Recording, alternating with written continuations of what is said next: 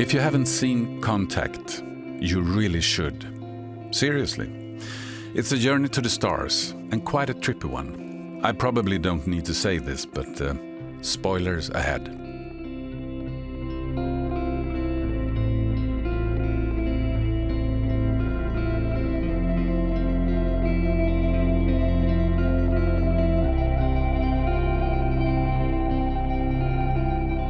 The year in film, 1997. What a year. Just listen to this lineup. Men in Black, Face Off, Liar Liar, As Good as It Gets, The Lost World, Jurassic Park, Good Will Hunting, and of course, James Cameron's Titanic. Among all these massive hits, Contact also premiered in July 1997. A sci-fi drama that may have been overshadowed at the time, but it's grown a loyal fan base over the years. I get the sense that its big ideas and deeper questions needed time to really land.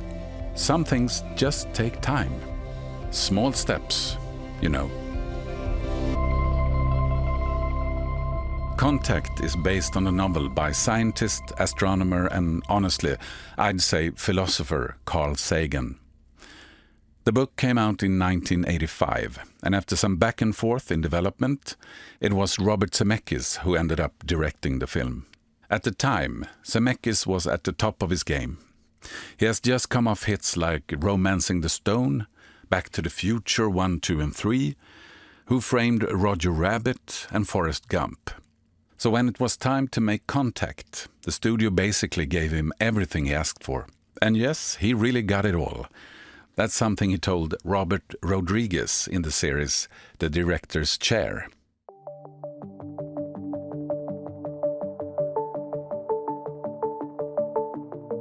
In Contact, we follow Dr. Ellie Arroway.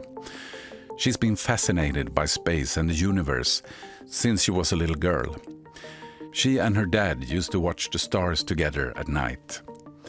She tried amateur radio as a kid, and as an adult, she combines it all by starts listening for signs of extraterrestrial life. Most people don't take her seriously. Some say she's wasting her talents chasing little green men. But Ellie doesn't give up. She keeps listening, even if she has to do it all on her own. And then, one day, it happens. She hears a strange signal, a mechanical droning sound unlike anything she's heard before. It's coming from the star Vega, and it's not just sound, there's more. Encoded information, a message, and it has consequences on a global scale.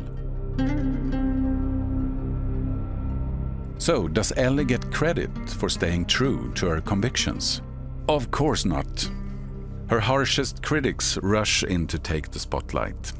And even though she's found proof that something out there is trying to reach us, she's mostly met with skepticism. Except for one person, Palmer Joss. He's deeply religious, and he and Ellie had a short-lived romance. They part ways, but later their paths cross again. Ellie likes him, but there's something that doesn't sit right. He believes in God. She's an atheist who believes in science. That tension between them, between faith and science, becomes central, especially later in the film. But what I really want to talk about is the moment Ellie gets to make the trip. After a long, difficult journey, she's chosen to travel in a spacecraft unlike anything we've seen before. And the blueprints for it came from the signal from Vega. Once she launches, something extraordinary happens. The tone of the film shifts entirely. It becomes something almost spiritual. And so much is communicated without words, just images and feeling. For instance, the chair in the spacecraft. It wasn't in the original design, but safety officials insisted it be added. It rattles and shakes during the launch until it breaks loose and shoots up in the ceiling. Suddenly, everything goes quiet. peaceful, almost like the chair was blocking something. And it really makes you think. Ellie is then hurled through wormholes at incredible speeds. She sees stars, planets, and somehow she lands on Vega, without the ship and without a suit. She finds herself standing on a beach, and suddenly her father appears. She lost him when she was just a little girl. But Ellie quickly understands this isn't really her dad. It's something or someone that's taken the form of her father to communicate with her. The thing or the one that's disguised as her dad don't explain much. Almost nothing.